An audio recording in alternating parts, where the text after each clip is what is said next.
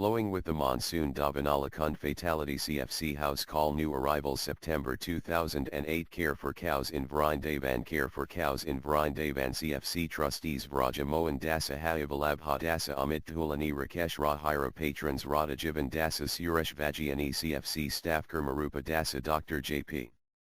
Lavanya Kesi Nisudana Dasa Braja Gopal Dasa, Switzerland, Laxmi Rupa Dasi, Denmark, Isani Devi Dasi, Holland, Siam Hari Vijay, Ramu, Ramaki San, Mithan, Sukumaran editor Kurmarupa Dasa Care for cows in Vrindavana is inspired by A.C.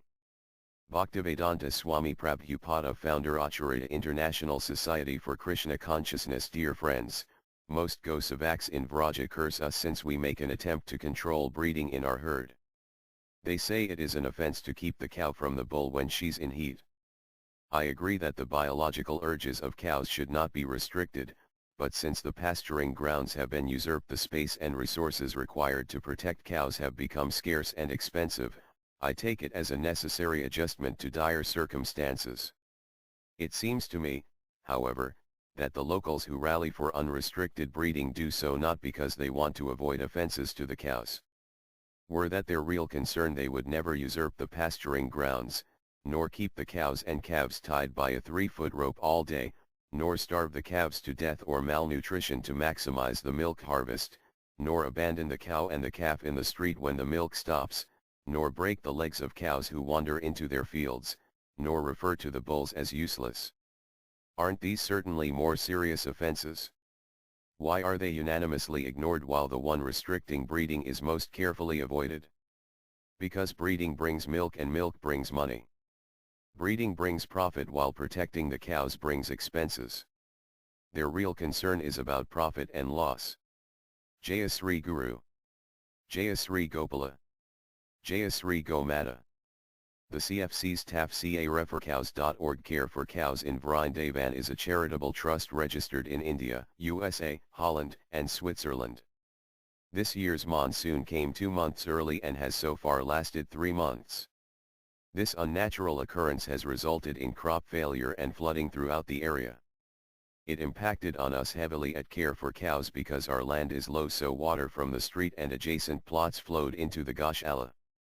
The flooded areas became swamp-like and reduced the areas where the cows can sit to a minimum. Fortunately, the areas for the sick and invalid remained relatively dry, though crowded. The reduced inhabitable areas resulted in crowding and produced much anxiety for the cows as they had to compete to get their share of food, which is quite unnatural. The stronger ones became fat and the weaker ones lost weight. The cow herd men had to work in ankle-deep slippery, sticky clay, which makes wearing shoes or boots practically impossible. Working barefoot for prolonged periods in the mud results in painful cracked skin between the toes. We dug a trench to the back part of the property which allowed the collected rainwater to flow out, but afterwards the cows would fill it up with their wandering, and each time it rained we had to redig parts of it. We brought in 25 trolleys of sand to fill the lower areas, and that helped to some degree, but it continued to be very frustrating and depressing for all. We found ourselves praying for the rain to stop. We noticed, however, that the abandoned cows wandering in the area were becoming plump and shiny as the rains brought all kinds of vegetation to the roadsides and empty fields. The abandoned cows were celebrating the rains while those of us confined to Goshalas were cursing them. That's when it occurred to us that we were going against the flow. The rains had transformed the former desert-like area behind the Goshala into acres of thick vegetation. While there are still many thorn bushes, there are pockets of grass and areas with many bushes, some 5 or 6 feet high. We decided to train our herd to graze in this area, which is only about a 10-minute walk from the Goshala. Cows prefer the known over the unknown and resist change, so we knew we were in for a challenge to get our Sundrak herd to leave the premises to go grazing. At the same time, we knew that once the cows understood that fresh grasses awaited them and that they would return to the safety of the Goshala, they would be happy and welcome the change. We began with 6 men, taking out 15 of the more submissive residents, and after letting them graze for about 3 or 4 hours marched them back to the Goshala. We increased the number daily by 10 or 15 and regularly had to goad the new members to stay with the veterans. Some refused to cooperate and returned to the Goshala in a panic while others ran in all directions in rebellion. It was often exhausting. On the 5th day we managed to take out about 90 and it started to get easier. By the 10th day the herd had accepted the change and waited at the gate anxious to go out. Now they look forward to the exercise and the opportunity to taste the variety of vegetation. Today only 2 men are required to accompany the herd of 125 and this change has brought about a welcoming attitude toward the monsoon rains. The young bull accidentally fell down the stairs to this point. Davanala Kund fatality. Davanala Kund is a sacred place associated with Krishna's pastime of devouring a forest fire to protect the cows. Several years ago it was restored and the steps descending to the Kund were covered with red sandstone. A 2-year-old bull who frequented there accidentally fell on the stairs and tumbled approximately 20 feet to a landing. He lay there unable to move for a few hours until the residents around the Kund arranged to carry him up. Dr. Lavanya, who lives in the area, was summoned and after examining the bull asked us to bring him to our clinic for treatment. The bull was battered severely by the edges of each stair and since he could not move his tail or his hind legs, Dr. Lavanya suspected that his spine had been broken during the fall. He recommended medicines to reduce the swelling, pain, and shock and told us to keep him in a sitting position to prevent him from getting bloated. The bull ate very little and was unable to get comfortable. After close examination we could see where his spine was broken in the middle of his back. He stayed with us for 3 days during which time we did all we could to make him comfortable and then he departed. CFC House Call Vijay Singh is a resident of Sundrak village who makes his living by grinding grains and selling milk. We used to buy milk from him when our orphaned Nilgais Radhika and Janardana were nursing. We had bought milk from several villagers but changed when we found out they were mixing the cow's milk with that of buffaloes. Vijay boasted that he always kept his cow and buffalo milk separate and upon examining his cow milk we were pleased to see that it had a yellow hue to it. Vijay told us that his cow had suffered a fall and broken her leg and asked us to help treat her. Syam Hari, who is the chief of our medical staff, gathered the things necessary to treat a broken leg and has made 4 house calls to treat Vijay's cow. We also treated her for ticks as she was covered with hundreds, if not thousands of them. Now Vijay and his family members have learned how to wash the wound and change the dressing, so they are doing it while we continue to supply the iodine, bandages and cotton. During our visits to their home we noticed that Vijay's right fingertips are yellowed by turmeric and now understand why his cow's milk looks so rich. On our daily excursions to take the cows out to graze we came across a 14-month-old abandoned bull and a 1-year-old female calf. The bull had apparently been run over by a car in the accident, lost his rear hoof and suffered an injury on his front knee. We found him foraging in the forest walking on 3 legs with both injuries filled with maggots. Though he was apprehensive we managed to catch him easily and he is turning out to be very gentle and obedient. He can move around very well and is a good patient. It took 3 days to get the maggots out of his injuries so the healing can start. Dr. Lavanya has told us to apply trioxide to the hoof wound to keep it dry.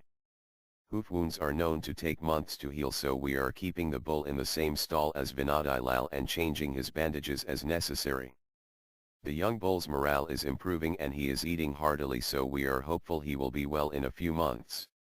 We are not sure to what degree his hoof will be restored but are hopeful that he will be able to take care of himself. He has been named Kana. New arrivals. Kana. New arrivals. The female calf was found foraging in the forest at dusk. She is frail and emaciated and stumbles when she walks. Her pelvic bones and ribs are clearly visible and her eyes are sunken. A pack of dogs understood she was weak and were stalking her. Had we not interfered, they would have certainly attacked and devoured her that night. She is so weak that she requires help to stand up at times, so we are feeding her grains and vitamin supplements hoping she starts to gain strength and weight. She is timid and gentle and has been named Hema, the Golden One. Hema Jyoti is a 1-year-old female calf who lives in a colony near Care for Cows.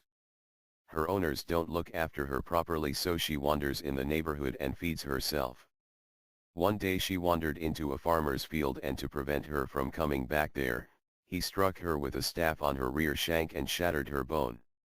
This is the standard way the local farmers deal with foraging cows. Jyoti hobbled home and her owners shrugged their shoulders and did nothing to help her. A good-hearted neighbor named Surya Prakash arranged for us to pick her up and volunteered to cover the expenses for her recovery. Dr. Lavanya removed part of the bone so the healing could begin. It is expected that it will take 3 to 4 months for her to heal. New arrivals Jyoti lost and found during the ordeal of training the herd to graze. We lost 2 of our residents, Prana, who has been with us since June 2007, and Samaveda, who has been with us since October 2003. As the cow herd men marched the cows towards the pasturing grounds, there were several instances of rebellion when cows would run in all directions. When the men would chase after them with intent of making them return to the herd, the fugitives would run further away and in these 2 cases, got lost. Since Samaveda has a calf, Neela Madhava, back at the Goshala, we felt confident that she would find her way back. Nevertheless, after feeding the herd in the afternoon, 4 of us set out in search for them. Prana was sighted sitting peacefully on the side of the main road but was still uncertain what our intentions were and was thus flighty and would not let us touch him. We walked behind, guiding him back to CFC, and as we got within 100 meters of the gate, some young men on a motorcycle rode towards us beeping their horn. Prana became startled and did an abrupt about-face and took off again. Our disappointment and frustration inspired the youths to follow behind Prana, beeping the horn and laughing until they chased him well out of sight. Our search for Samaveda turned up with no success either, but we continued until darkness fell. At 2 o'clock in the morning, Samaveda found her way to the gate and was welcomed by our night watchman. He reported that she was relieved and happy to be back, and he let her have a long visit with her calf. The next day we searched for Prana, but again with no success. 3 days later, Prana found his way back and happily joined his mates in their feeding room. The cow herd men celebrated upon his return. There's no place like home. Prana left, and Samaveda reunited with Neela Madhava. After 9 months of treatment, Vinodai Lal can stand unassisted for 15 minutes. Did you know? While most animals in Krishnalila are in Shantarasa, cows are in Vatsaila Rasa, and calves are in Sakyarasa. Verses from Gavapanishad: do not go to bed at night without praising cows. Do not get up in the morning without remembering cows. Offer respect to cows each morning, for by doing so, human beings achieve strength and nourishment. May I always see cows and may they always see me. The cow belongs to me and I belong to the cow. I wish to always live among the cows. A person who, either during the day or night, either in happiness or distress, remembers or glorifies the cow, certainly becomes free from all fearful conditions. Thank you from the cows. May cows stay in front of me, may cows stay behind me, may cows stay on both sides of me. May I always reside in the midst of cows. Hari Bhaktivila 16.252. The cows send their heartfelt thanks to those who assisted during August 2008. Alessandra Petrassi, Ananda Dasa, Anonymous, Chandramukha Dasi, Das Ezermail, David Kazanau, David Thornton, Devala Dasa, Dhruv Singh, Dhruva Maharaja Dasa, Eka Gopi Dasi, Garan Gapriya Dasi, Himwati Greenberg, Isani Dasi, Jagannath Rao, Jeffrey Walters, Kamadanu Dasi, Katha Kanwar, Keshvara Priya Dasi, Kitri and Rita Waterman, Krishnamai I Dasi, Lakshmi Kari, Lilia Tonava, Madhava Dasa, Mariana Polinsky, Michael Tarlenton, Mrs. Nirmala Jaban, Putra Naval, Kaiser Dasa, Punchatatva and family, Radha Karan Dasa, Radha Jivan Dasa, Radha Mohan Savak, Radha Patti Dasa, Radhika Desai, Rohini Sudha Dasa, Samath Kanta Dasi, Satish Kumar, Sharanappa Espai, Radar Tatiana Leonova, Tejas V Das, Varun Janeja, Vidyasagar, Lakan Vikram Shaturi and family, Vipul Jetli, Vrindavan, Vilasanai Dasi, Vyasapada Dasa, Vyasadev Kame Unitas, Wenda Shihada, William Burdasa, Yashoda Patel.